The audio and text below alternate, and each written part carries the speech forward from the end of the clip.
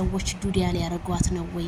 ሩታ ደግሞ ቡዜ እኔ አንቺ ማታ እንደዛ ተናግረሽ በማግስቱ ልጅ ሲጠፋ እንዴት አልጠረጥርም? የሐሰት መረጃ ኮሜንታተር እንዳለ ሪካርድ ሰብሮ ደረ እሱም ይሄ ነገር ሰልችቶናል ይቀየርልን በማለት ሰበር ዜና።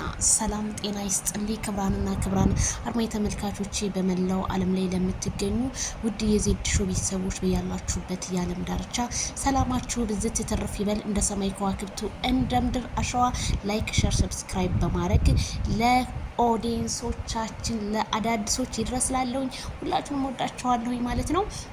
እንግዲህ ሌሊቱን ማነጋገሪያ የሆነው ቪዲዮ ማይክል ጃክሰን በጣም ህዝቡ ሰልችተናል፣ ካሁን በኋላ እንደዚህ አይነት ነገር ቢቀር ምን አለበት? ከሩታ ጋር የሩታን ወሬና ድምጽ መስማት ራሱ በጣም እያስጠላን ነው። በዚህ ልክ ውሸት እንዴት ታረማምዳለች?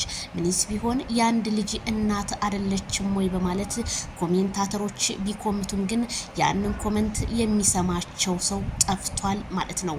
ሩታ ህዝቡን ለማሳመን ቡዜ አንቺ ማታ ብለሽ ልጄ በማግስቱ ሲጠፋ ስለዚህ እኔ አንቺን ጠረጠርኩኝ ብላ በሐሰት መረጃ ዛሬም ስትወነጅላት የክስ ወረቀት ይዘው እኛ ከመናገር ተግባርን እናስቀድማለን በማለት ማይክል ጃክሰን በቆፈሩት ጉድጓድ እሷንና አክስት ተብየዋን በቆፈሩት ጉድጓድ ማይክል ጃክሰን ቢያስገባቸውም ግን የሩታ ንዴት ከፊቷ ላይ ይፈልቃል ማለት ነው። በጣም ብዙ ሰው እንግዲህ ዝምታዋን ሰበረች ሄርሜላ። እስከዛሬ ሞኝ መስላቸው ነበረ ትምህርት ወስዳ ማንንም መፍራት እንደሌለባት በዛሬው ቪዲዮ እኛን አኩርታናል ሲሉ አናብስቶቹ የፍቅር ጀማዎች ገለጹ። ታዲያ ቡዜ ተፋችኝ አንቺ ሴትዮ፣ እኔ ካንቺ ጋር ንግግር የለኝም፣ ሁልጊዜ ሐሰት ነገር በማውራት አይሰለችሽም ወይ ቡዜ ብትላትም ሩታ አልበገርም ብላ ዛሬም የመጥሪያ ወረቀቷን ይዛ ብትሄድም ብዙ ሰዎች እንዴት ሁለት ወረቀት ነው ለባልና ለሚስት አንድ ወረቀት ለቡዜ ለማን ነው ለገነት ደግሞ አንድ ወረቀት ቢሉም ያንን ወረቀት ከካሜራ ጀርባ ማይክል ጃክሰን ሰጥቷቸው ስለሚሆን ተረጋጉ እላለሁ። ምክንያቱም ፖሊስ ጣቢያ ሄደው ፖሊስ ጣቢያ ይሄንን ነገር ቢፈታው እንጂ የሚዲያ ሰውማ በፍጹም እስካሁን አልፈታውም።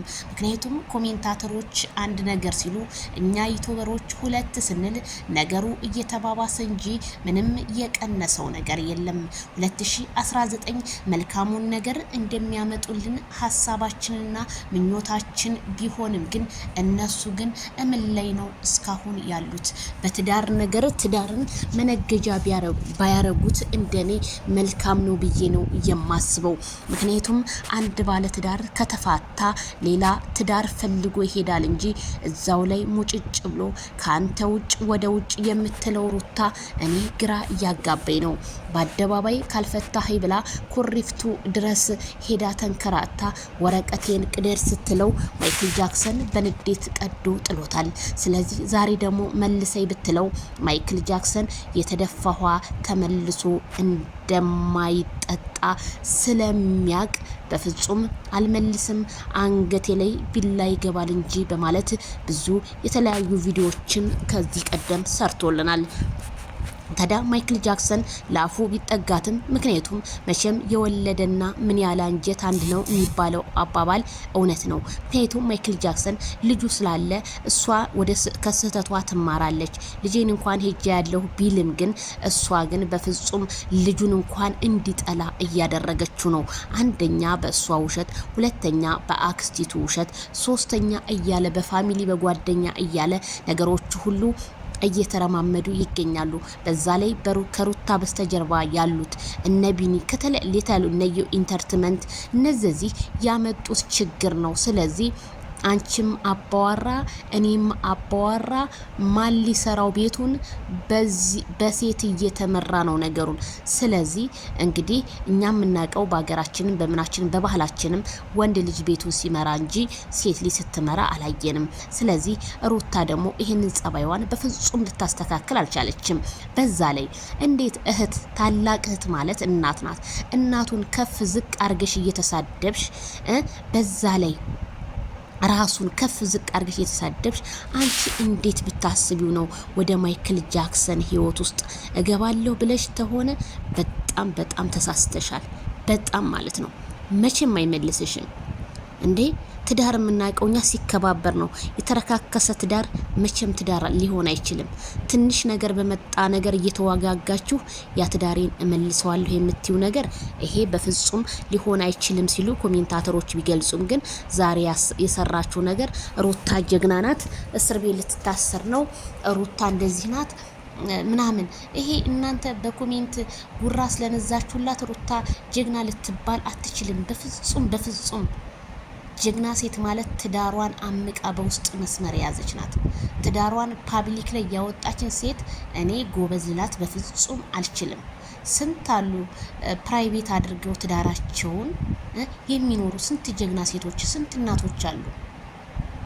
ልጆቻቸው ተርበው እንዳራባቸው ሆኖ ቤታቸውን ዘግተው የሚያለሱ ስንት ጀግናዎች አሉ። የሩታማ ጥጋቡ ሞልቶ ስለፈሰሰ እንጂ ምን ሆነች ሩታ? እውነት ምንም የሆነችው ነገር የለም። የሆነችው ነገር እኮ ብትኖር እኛ እንደዚህ ሆነች እንላለን። ከአንድ ፌመስ ዩቲዩበር ይሄን አይጠበቅም። ስንት ጊዜ ነው ሩታ ያለቀሰችው?